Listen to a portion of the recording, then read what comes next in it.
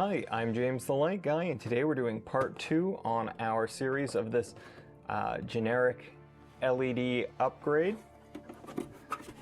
Part 1, which I will put a link in the description below, was on the fog light assemblies. This part we're going to focus on these headlamp assemblies. So let's get one of them out and one of these adapters, and let's take a look. As always, we're going to start by taking a look at the cords, and this actually comes with a couple of them. First, an adapter for a 9007 to H4 plug. This has a ceramic socket on the H4 side, but a standard plastic one on the 9007 side. So apparently this can be used as a replacement for either function with this adapter. As I mentioned in the other video, this is supposed to be a universal fit for the 7-inch round LED or 7-inch round headlight. You can see it's not very deep, and it does come with a couple of mounting holes here, but most of the 7-inch round is held in place by a circular bracket here that seats on this lip. It also came with this little brain box. It looks like it may be a specialized CAN bus decoder for the Chrysler, Dodge, Jeep. A lot of their vehicles have a lot of issues with CAN bus headlights, and so this may be specific to solving that issue. Next, we have the wires on the back of the assembly. We have a small harness for the halo ring. Looks like we have a series of white and amber LEDs in there. Not 100% sure how these wire up. There are no instructions that came with this light package. And then we have the standard connector for your high-low ground in H4.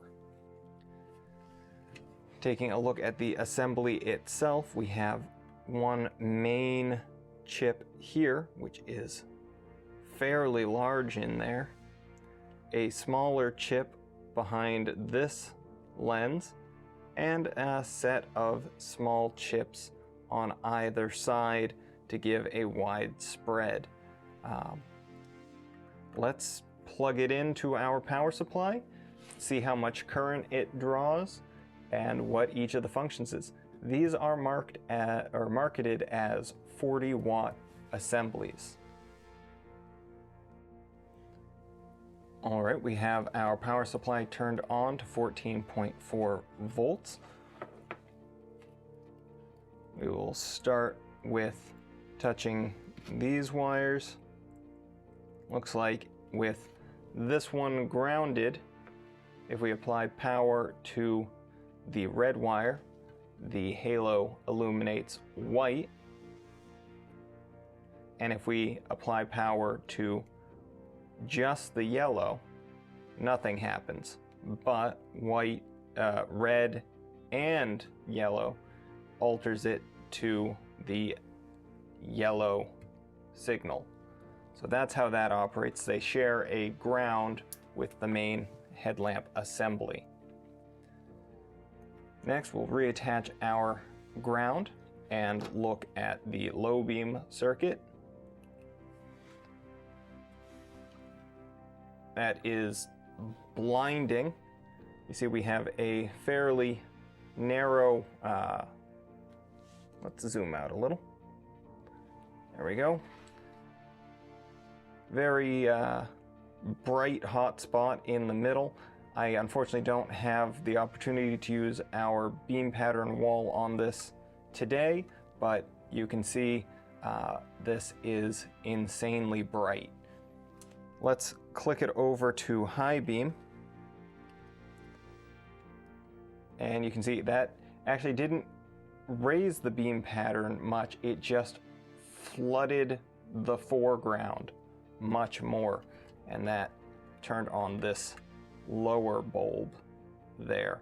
It is actually, the light feels warm, but the assembly is still cool to the touch, and there is a massive amount of heat sinking back here, as well as this soft silicone grommet. We can see that at 14.4 volts, we are drawing just over 3 amps. So this is actually over the 40 watt rating, which I am pleased with. In any case, that's all I have for today's video. I know it was short and we didn't get that many specs on these assemblies, but my friend wants to install them, so I gotta get them back to him. Do all the things, like, share, subscribe, follow, and until next time, I'm James the Light Guy.